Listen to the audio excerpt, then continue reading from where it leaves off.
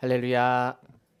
우리 함께는 우리 모든 성도들에게 우리 말씀하시는 하나님, 또 그 말씀을 이루시는 하나님, 성취하시는 하나님, 믿어지게 하시는 우리 하나님을 오늘도 만나게 하실 줄로 믿습니다.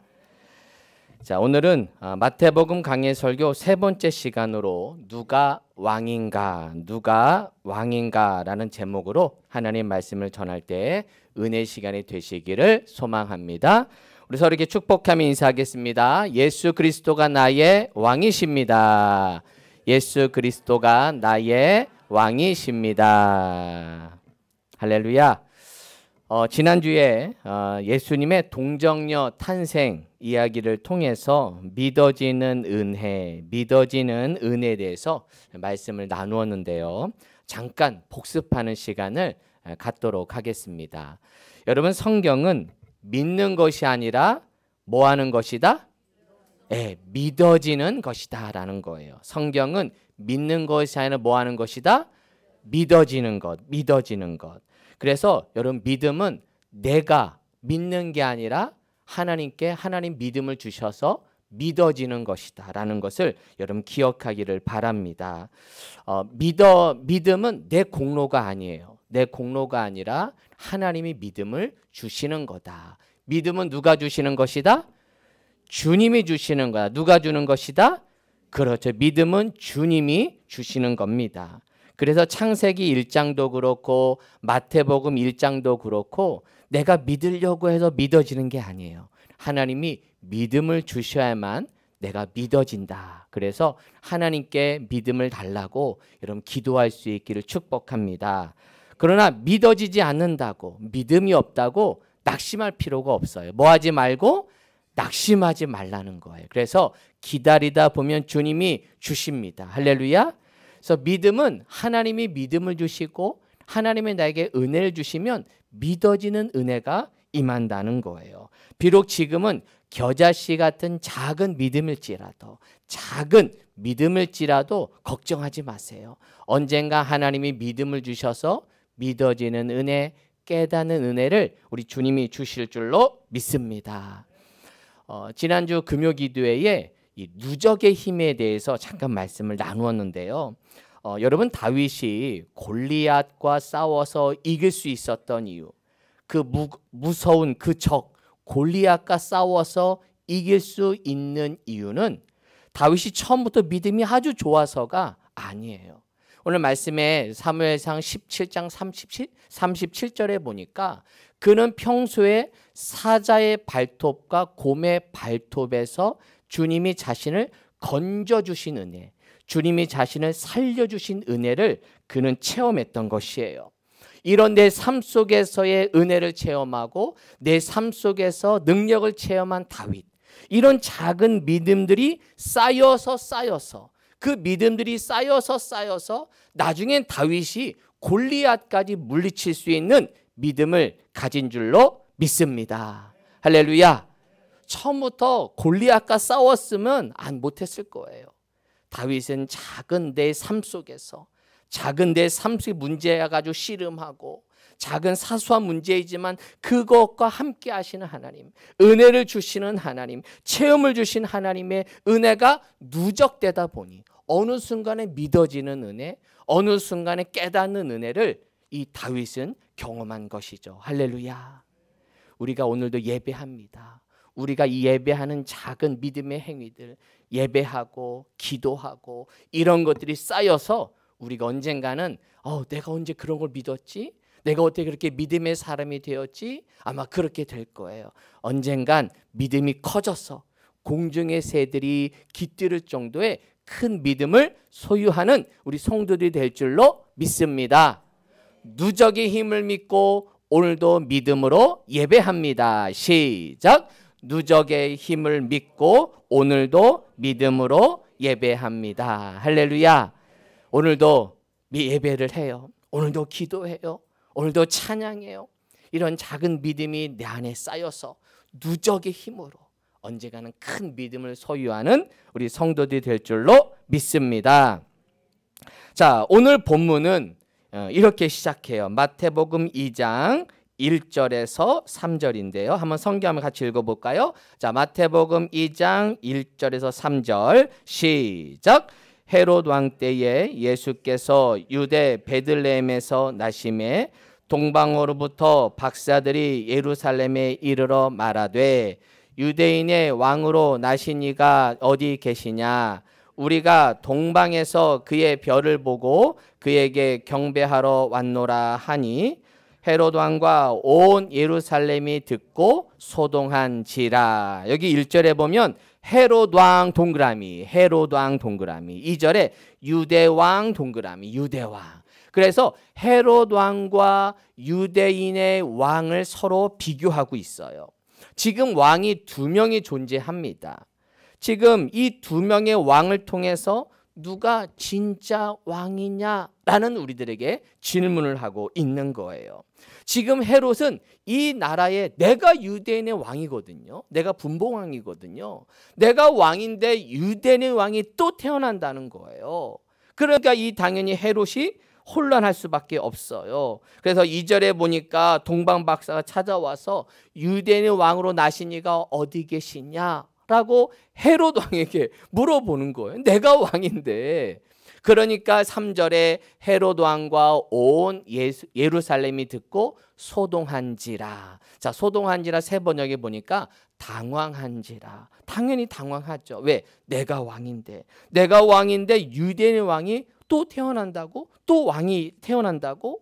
그러자 이 헤롯은 동방박사들에게 이렇게 내가 경배하러 가겠다 라고 이야기하지만 실은 그 왕을 죽이려고 합니다. 그래서 그 다음에 보게 되면 사내 아이들 중에 2살 아래로부터 남자 아이들을 다 죽이는 영아살해 명령을 내리게 됩니다. 여러분, 이 말씀을 통해서 우리 헤롯 왕과 유대인의 왕으로 나신 이 본문을 통해서 우리에게 주시는 메시지가 있어요. 뭐냐? 누가 왕인가라는 거예요. 당신들은 누구를 왕으로 섬기고 있느냐? 헤롯을 왕으로 섬기고 있느냐? 예수 그리스도를 왕으로 섬기고 있느냐? 우리들에게 질문하고 있는 것입니다. 자, 누가 왕인가? 누가 왕인가? 여러분, 헤롯이 왕인 의미는, 헤롯의 의미는 뭐냐면 세상의 왕이기도 하면서 나를 상징해요. 내가 이 세상의 왕으로 살아가는 사람들이 있고 예수 그리스도를 왕으로 섬기는 사람들이 있습니다. 어째 보면 이 땅에서 우리의 영적 생활은 누가 왕인가라는 어쩌면 우리의 선택의 삶이에요. 여러분은 예수님을 나의 왕으로 모시고 있습니까? 아니면 내가 왕으로 살아가고 있습니까? 여러분, 성경의 역사를 보게 되면 창세기부터 요한계시록까지 끈 역사는 실은 누가 왕인가라는 질문에서부터 시작이 됩니다. 이 왕이라는 그 주제로 창세기부터 이 요한계시록까지 성경을 하나의 맥으로 연결이 되어 있어요. 하나씩 볼까요? 여러분, 에덴 동산에서 왜 아담과 하와가 선악과를 먹습니까? 뱀이 뭐라고 유혹해요? 너 선악과 먹으면 누구처럼 된다고요? 그렇죠. 하나님처럼 된다는 거예요. 오, 그래? 하나님처럼 된다고? 내가 왕이 된다고? 내 마음대로 돼서 그 절대자가 된다고? 내가 왕이 될 수 있다고? 그래서 아담과 하와 인간은 선악과를 먹습니다. 뭐예요? 내가 왕이 되겠다는 것이죠. 가인과 아벨 이야기. 왜 가인이 동생 아벨을 죽입니까? 똑같이 제사를 드렸어요. 똑같이 예배를 했어요. 그런데 아벨의 제사는 받으시고 가인의 제사를 받지 않아. 내 제사를 받지 않아? 어쭈? 이거 봐라. 하나님, 왜 내 제사 안 받아요? 라고 하면서 아벨을 죽여요. 아벨을 왜 죽이느냐? 하나님을 죽일 수 없으니 하나님이 창조한 아벨을 죽여요. 내 마음대로 되지 않아요. 하나님이 내 제사를 받지 않아. 내 뜻대로 되지 않아. 그래서 하나님을 죽일 수 없으니 하나님이 창조한 아벨을 죽이게 됩니다. 뭐예요? 이것도 가인이 왕이 되고 싶은 욕망. 왕처럼 하나님을 내 마음대로 통제하고 싶은 그 욕망이 가인과 아벨 사건 속에 있게 됩니다. 바벨탑 사건, 바벨탑을 왜 쌓아요? 성경에 보니까 그 탑 꼭대기를 하늘에 닿게 하자. 어디에 닿게 하자? 하늘에 닿게 하자. 하나님처럼 되고 싶은, 그래서 그들은 탑을 쌓아 올라가게 된 것입니다. 세상의 왕이 되고 싶은 마음이 있었던 것이죠. 창세기에 보면 4명의 족장이 나와요. 아브라함, 이삭, 야곱, 요셉. 이 4명의 족장들은 하나님을 왕으로 섬긴 사람들이에요. 아브라함, 본토 친척 아비집을 떠나라. 그래서 그는 말씀에 따라서 그곳을 따라갑니다. 뭐예요? 왕으로 하나님 말씀을 순종하여 가보지 않은 길을 걸어갑니다. 이삭, 아브라함이 독자 이삭을 바쳤다고 우리가 생각하지만 사실은 반대로 생각하면 이삭이 오히려 아브라함의 말씀에 순종해요. 이삭이 나 죽여주세요라고 오히려 순종해요. 아브라함의 믿음도 있지만 이삭의 믿음도 있었어요. 순종하는 이삭. 야곱, 그는 처음에는 하나님을 왕으로 인정하지 않았어요. 욕심껏 살았죠. 하지만 하나님은 그 야곱을 다스리시고 훈련하시고 라반 같은 사람을 만나게 하셔서 그를 연단하셔서 마지막은 그를 이스라엘로, 야곱에서 이스라엘로 바꾸셔요. 그래서 결국 하나님을 왕으로 모시는 사람이 되죠. 요셉, 그도 역시 채색 옷을 입었고 자기밖에 몰랐던 요셉이지만 결국 마지막에는 그가 그런 고백, 수많은 고난을 당했지만 마지막에는 하나님 나를 인도하셨다. 하나님이 우리를 이렇게 애굽의 총리로 만드시고 하나님이 인도하셨다는 믿음의 고백을 통해 하나님은 나의 왕 되심을 고백하고 있는 것이죠. 모세, 여러분 모세는 누구예요? 왕의 아들 아닙니까? 비록 양자였지만 왕으로 살았던 그 왕됨을 포기하고 오히려 하나님의 종이 돼서 하나님의 말씀대로 살아갔던 모세. 또 여호수아는 뭡니까? 우리가 여호수아를 새벽마다 보았지만 법궤를 앞에 두고 그 모든 이스라엘 군대는 따라갑니다. 여호수아 즉 법궤, 하나님을 왕으로 모시고 따라가고 있는 것이죠. 사무엘, 그도 사무엘은 하나님 말씀에 따라서 왕이 되지 않고 오히려 왕을 세워요. 사울과 다윗을 기름 부어 세우게 됩니다. 결국 하나님을 왕으로 섬긴 사람들이죠. 그리고 신약으로 넘어와서 12제자와 사도 바울 한번 보세요. 12제자, 예수님이 이 땅에 오셔서 내가 왕임을 보여주셨어요. 내가 왕임을 드러내 주셨어요. 그래서 결국은 예수님이 나의 왕임을 제자들로 하여금 보여주시고 그들이 고백하게 되죠. 결국 베드로가 뭐라고 그래요? 주는 그리스도시요 살아계신 하나님의 아들이다. 하나님의 아들이다. 왕되심을 고백하게 됩니다. 사도 바울도 마찬가지죠. 결국 하나님의 왕되심을 그는 받아들였고 그 왕되심을 온 세계에 선교하며 전파했던 그 사람이 바로 사도 바울인 것이에요. 이게 바로 구약에서 신약에 연결되는 누가 왕인가의 질문이라면 5번이 더 중요해요. 자, 그렇다면 나는 누구를 섬기고 있는가? 내가 왕인가? 왕이 나인가? 말씀인가? 내 뜻대로 되고 살아가는 내 시대로 내가 살아가고 있는가? 아니면 예수 그리스도를 나의 왕으로 모시고 살아가고 있는가? 나 중심인가? 말씀 중심인가? 라는 것이죠. 사랑하는 성도 여러분, 하나님을 나의 왕으로, 예수 그리스도 즉 말씀을 나의 왕으로 받아들이고 순종하는 우리 성도들 되시기를 축복합니다. 서로 이렇게 인사하겠습니다. 말씀 중심으로 살겠습니다. 말씀 중심으로 살겠습니다. 오늘 그 다음 본문을 보게 되면 예수 그리스도를 대하는 세 부류의 사람들이 등장합니다. 오늘 본문을 잘 보게 되면 예수 그리스도를 대하는 세 부류의 사람들이 등장하는데 첫 번째는 헤롯 왕입니다. 헤롯 왕. 헤롯 왕은 예수 그리스도를 죽이려는 사람. 예수 그리스도를 죽이려는 사람. 시작. 예수 그리스도를 죽이려는 사람. 그래서 7절 8절에 보니까 8절에 내가 경배하러 가겠다. 박사들한테 물어보는 거죠. 만나면 나한테 알려줘. 내가 경배하러 갈 때 사실은 경배하러 가는 게 아니라 그 아기 예수를 죽이려는 마음을 갖게 됩니다. 헤롯은 예수님을 죽이려는 사람이에요. 왜? 내가 왕이거든요. 또 다른 왕이 태어난 것을 받아들일 수 없어요. 그래서 그 말씀을 죽입니다. 말씀을 들어오지 못하도록 말씀을 죽이게 됩니다. 순종하지 않아요. 마치 골리앗처럼 갑옷을 딱 두르고 말씀이 들어오지 못하도록 막고 방해하고 있는 것이죠. 무장하고 있는 나, 말씀을 받아들이지 않고 말씀을 거부하고 있는 이 골리앗 같은 헤롯을 보게 되는 것이죠. 두 번째는 대제사장과 서기관들이 나와요. 이 사람들은 예수 그리스도를 아는 사람, 예수 그리스도를 어떻게 아는 사람? 아는 사람이에요. 아는 사람. 자, 마태복음 2장 4절에서 6절에 보니까 왕이 모든 대제사장과 백성의 서기관들을 모아 그리스도가 어디서 나겠느냐 물으니 이르되 유대 베들레헴이오니 이는 선지자로 이렇게 기록된 바 또 유대 땅 베들레헴아 너는 유대 고을 중에 가장 작지 아니하도다. 내게서 한 다스리는 자가 나와서 내 백성 이스라엘 목자가 되리라 하였음이니라. 잘 보세요. 헤롯이 대제사장과 서기관들에게 물어봐요.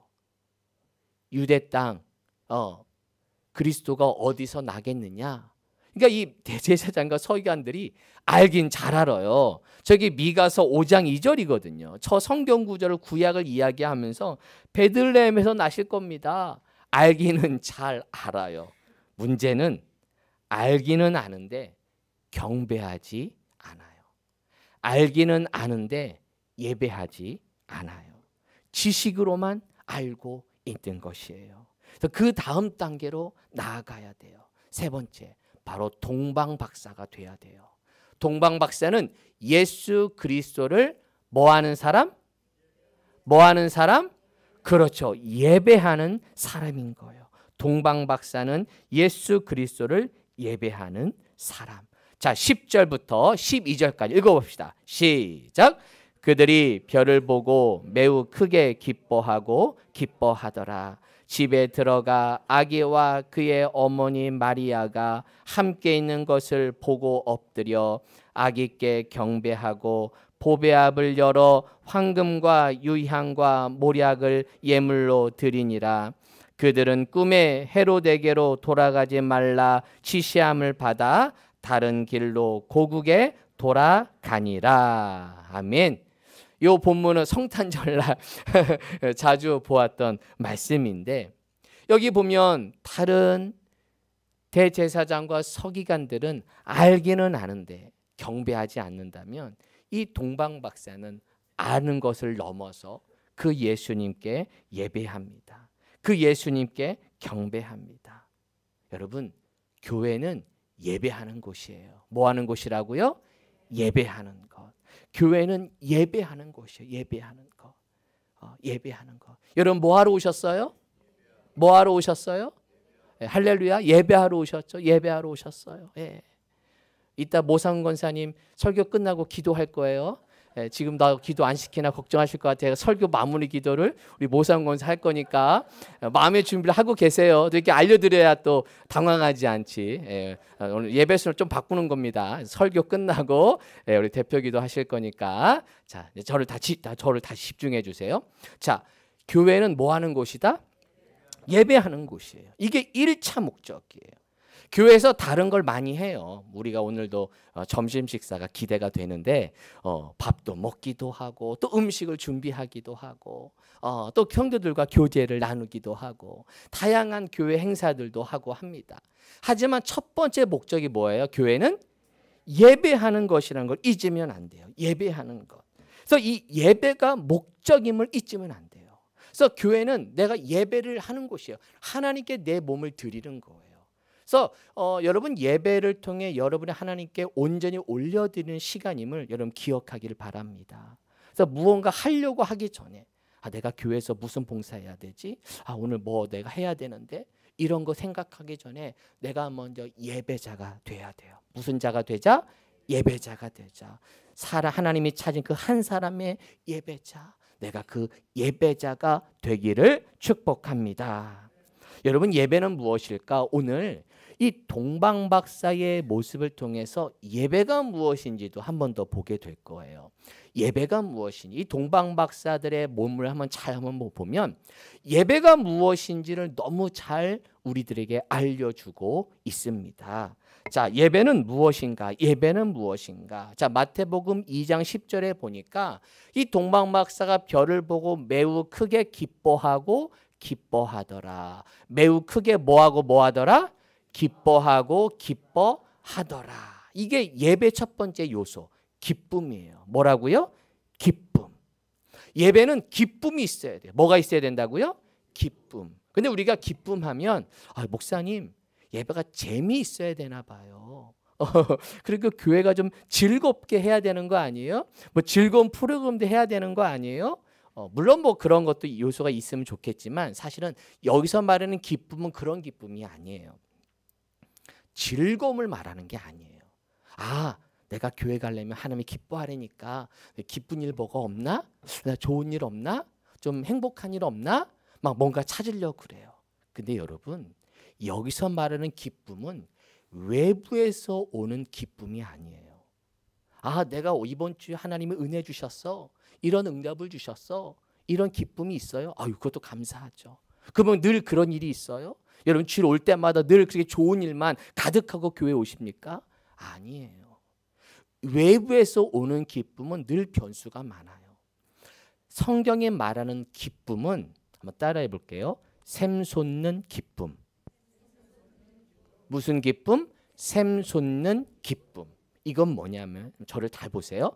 외부에서 오는 기쁨이 아니라 내면에서 나오는 기쁨이에요. 이것은 뭐냐면, 환경에 따라서 내 기쁨이 있다 없다가 아니라 환경이 중요하지 않아요. 때로는 환경이 기뻐할 수 있는 상황이 아니야. 즐거워할 수 있는 상황이 아니야.